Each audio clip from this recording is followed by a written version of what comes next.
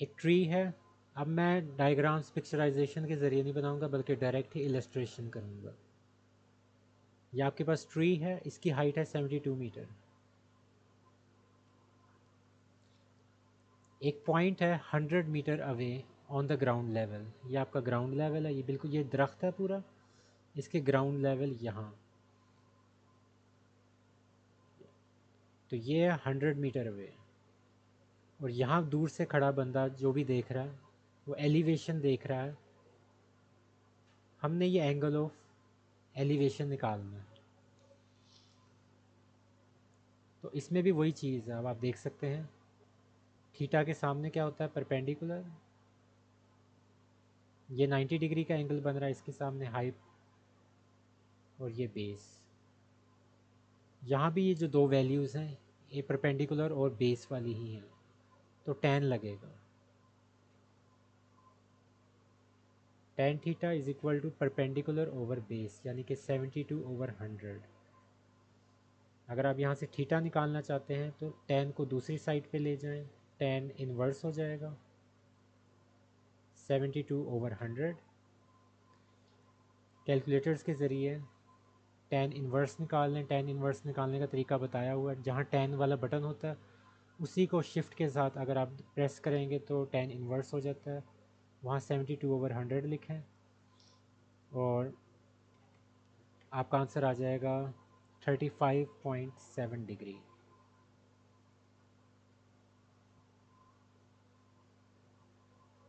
यानी कि यहाँ से उसकी एंगल ऑफ एलिवेशन ऊपर कितना देख रहा है, 35 डिग्री ऊपर देख रहा है। क्वेश्चन नंबर 4 है, अ ladder makes an angle of 60 degree with the ground. ये आपने सीढ़ी, ये आपकी जो मैंने अब बनाई है ये सीढ़ी है, ये 60 डिग्री के ऊपर खड़ी हुई है ये वाली। और ये it reaches a height of 10 metre along the wall. ये जाहिर सी बात है इस साइड पे आपकी दीवार होगी, तो इसकी हाइट दीवार दीवार की कितनी है, 10 मीटर है।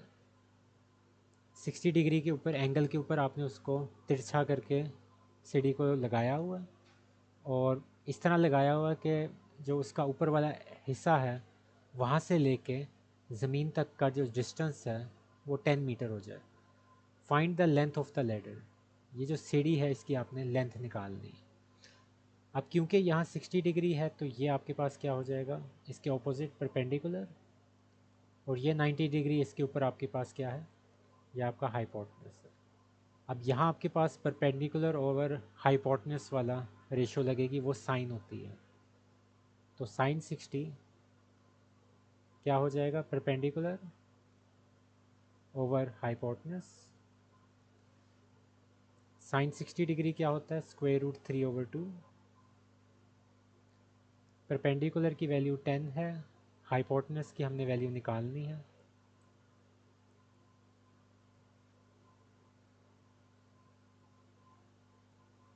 इसको सिंप्लीफाई कर दें, 20 डिवाइडेड बाय √3, तो 11.547 आ जाएगा, जिसको आप राउंड ऑफ करके 5 लिख सकते हैं मीटर के अंदर।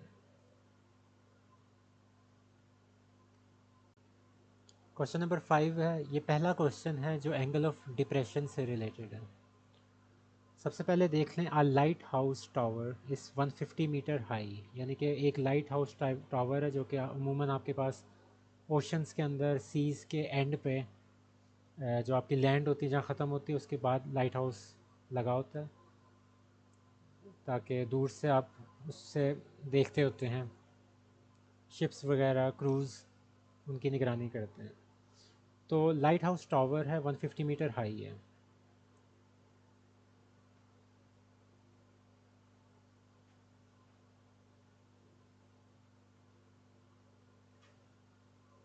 तो उसकी हाइट जो है वो है 150 metre. Angle of depression from the top of the tower to a ship is 60 degree. ये बेसिकली सी लेवल पे है, इसका जो बॉटम होता है, जाहिर सी बात है। अब दूर समंदर में एक कश्ती जा रही है, बोट, अच्छा शिप है।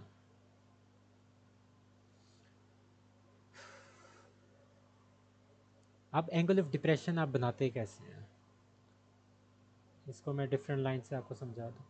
सबसे पहले आपने बिल्कुल उस हाइट के पैरेलल लाइन लगानी है, फिर एंगल ऑफ डिप्रेशन ऊपर से आता है नीचे की तरफ, ये 60 डिग्री यहाँ से होगा ऐसे टू द शिप।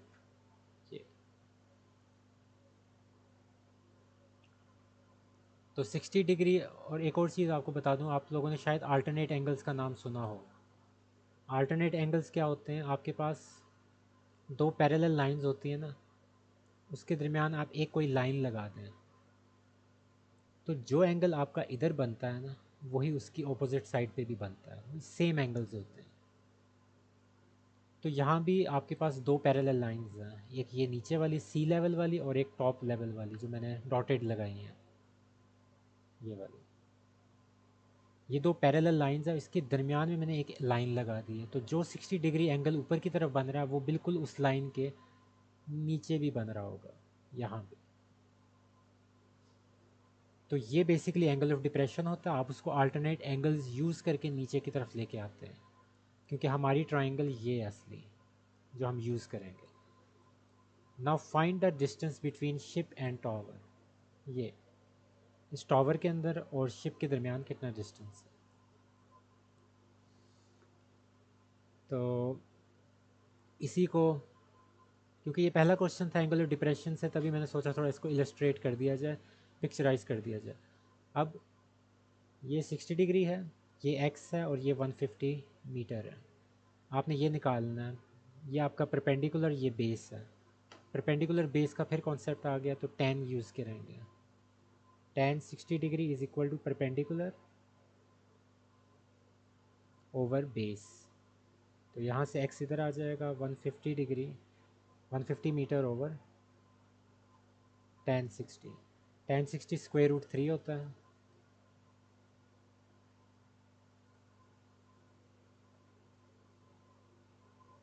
तो यहाँ से इसको अब आप डिवाइड कर दें, 150 ओवर स्क्वायर रूट 3, तो 86.6 आ जाएगा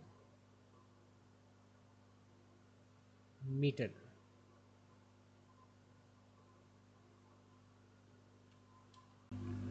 क्वेश्चन नंबर 6 थोड़ा सा डिफरेंट क्वेश्चन है। इसमें होना क्या है कि आपने फाइंड द हाइट और 30 डिग्री, ठीक है।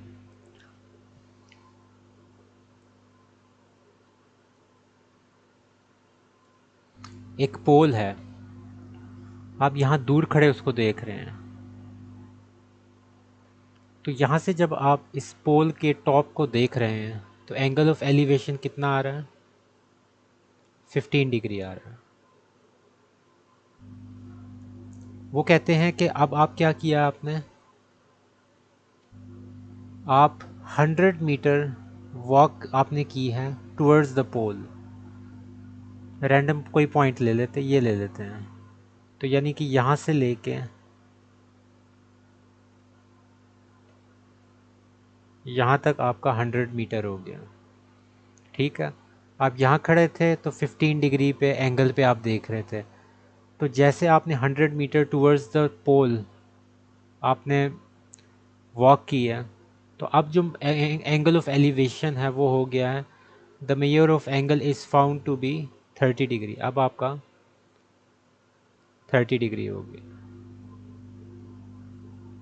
ये बिल्कुल वही बात है कि जिस तरह आप दूर से किसी टावर को देख रहे होते हैं तो आप इस तरह बल्कि अपनी जो नज़र होती है वो सीधी ही रखते हैं, आपको ऊंचा नहीं करना पड़ता नज़र को। तो यही बात होती है, लेकिन जैसे आप टावर के बिल्कुल बेस पे खड़े हों तो तब आप कैसे देखेंगे, फिर आप ऊंचा करके देखेंगे अपने सर को, तो आंखें उठाएंगे उसके लिए, तो वो एंगल बढ़ जाता है जब आप किसी चीज़ के टावर के करीब जाते हैं। दूर खड़े होंगे तो आपका एंगल कम है। तो अब आपने क्या करना है, यहाँ से ये एक्स निकालना है जो कि आपका टावर जो पोल है उसकी हाइट है। लेकिन इसमें एक मसला ये है कि आपको ये चीज़ भी नहीं पता,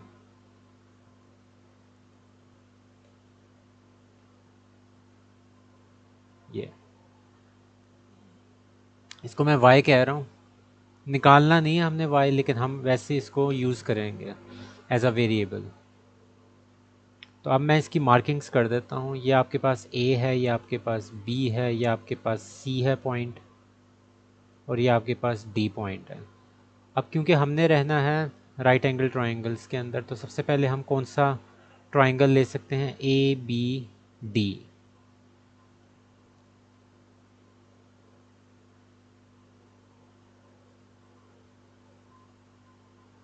इस A B D D triangle के अंदर आप क्या है आपके पास? ये आपके पास 15 डिग्री ये पड़ा हुआ है, बिल्कुल 15 डिग्री के सामने एक्स है, तो ये आपका परपेंडिकुलर है, नीचे आपकी बेस है।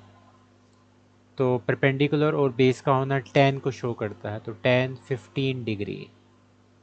परपेंडिकुलर क्या है? एक्स है। बेस आपकी क्या है? ये पूरी की पूरी यहाँ से लेके यहाँ तक बेस है। तो मैं इसको इस तरह लिख सकता हूँ कि यहाँ से लेके यहाँ तक आपकी बेस क्या है? 100 प्लस वाई,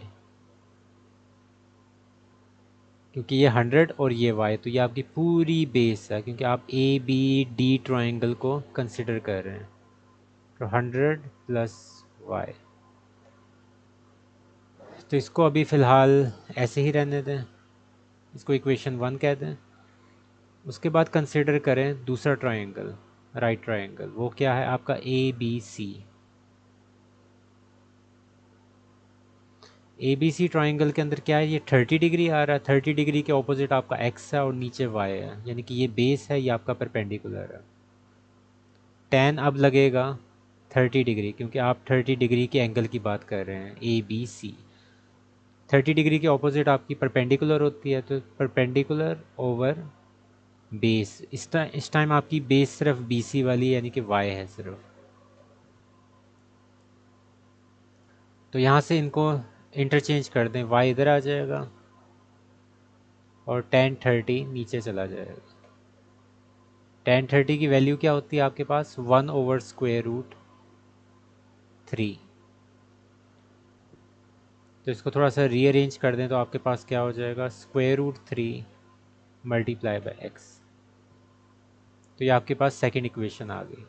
अब क्योंकि y की वैल्यू हमें है नहीं और हमें ये y की वैल्यू ख़त्म करनी है ताकि हम इसको यूज़ करें ही ना, ये हमें मसला करे ही ना, तो ये जो है ना y की यहाँ से वैल्यू आपने जो निकाली है, ये आप इधर पुट कर दें।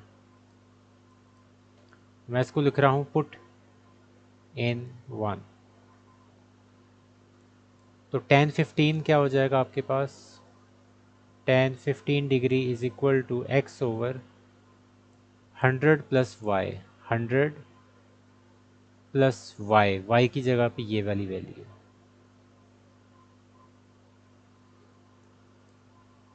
अब टेन 15 की वैल्यू क्या है वो निकाल लेते हैं एक दफ़ा।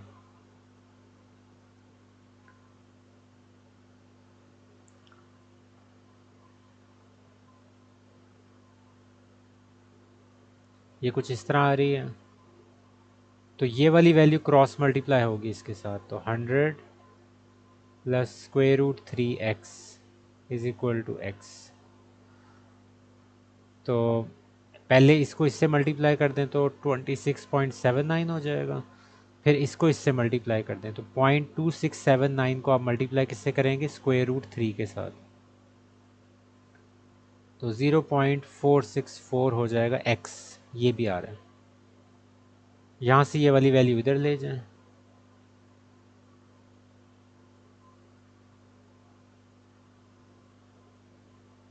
अब ये 1 है, क्योंकि हम लिखते नहीं होते, तो 1 में से आप ये 0.464 माइनस करेंगे, तो आपके पास आ जाएगा 0.536 आगे x।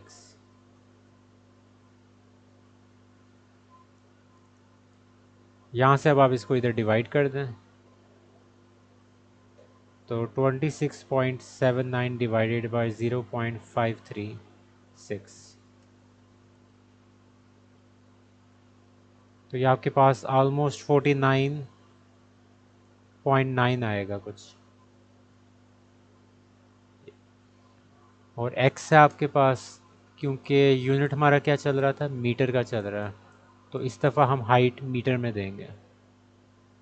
इसको थोड़ा सा अप्रोक्सीमेट कर दें तो आपके पास हो जाएगा 50 मीटर, यानी जो आपका पोल है उसकी हाइट है 50 मीटर।